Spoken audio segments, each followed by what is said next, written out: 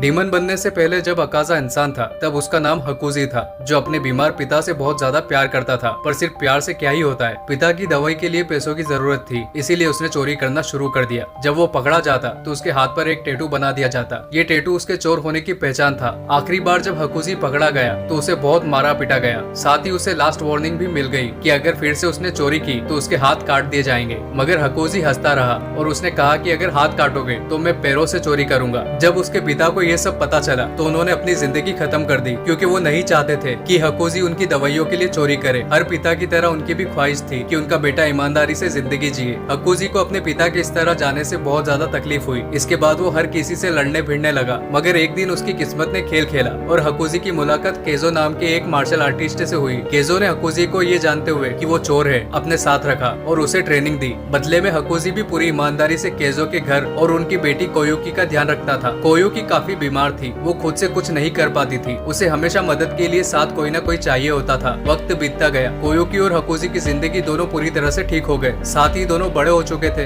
एक दूसरे को पसंद करने लगे थे। शायद इसीलिए केजो ने एक दिन हकुजी से कहा कि तुम मेरा डोजो संभालो और कोयुकी से शादी कर लो। हकुजी चौंका पर मान गया। वो अपने गुजरे पिता को ये खुशखबरी बताने चला गया, इस बात से बेखबर कि जब तक वो लौटेगा उसकी सभी खुशियाँ छिन चुकी होगी। उसका प्यार और उसके मास्टर जिन्होंने उसे फिर से जीना सिखाया वो नहीं रहेंगे, क्योंकि राइवल डोजो वालों ने केजो के यहाँ कुएं के पानी में जहर मिलवा दिया था, जिस वजह से केजो और कोयुकी दोनों पानी पीने के बाद बच नहीं सकते थे जब तक वो वापस आया। एक बार फिर से हकुजी की दुनिया उजड़ चुकी थी। उसे कुछ भी समझ नहीं आ रहा था। दर्द और गुस्से से भरे हकुजी ने राइवल डोजो में जाकर वहाँ मौजूद 67 लोगों को बिना किसी हथियार के सिर्फ अपने हाथों से बहुत बेदर्दी के साथ मार दिया, जबकि उन लोगों में कई तलवारबाज भी थे। बहुत जल्दी ये खबर फैल गई। जब ये बात मुजान ने सुनी तो वो हकुजी के पास जा पहुंचा। इसके बाद उसने उसे डीमन बना दिया। यहीं से हकुजी का अंत और अकाजा की शुरुआत हुई। हकुजी की यादें अकाजा के पास नहीं थी, मुजान उन्हें मिटा चुका था। फिर भी एक खलिश अकाजा के चेहरे पर हमेशा मौजूद रही। उसने कभी किसी औरत या लड़की को नहीं मारा। यार, हमेशा जो दिखता है वो होता नहीं है। शैतान के अंदर भी सताया हुआ इंसान हो सकता है। अकाजा को आप किस तरह से देखते हो, कमेंट्स करके बताओ। मिलते हैं नेक्स्ट वीडियो में, तब तक अपना ध्यान रखो।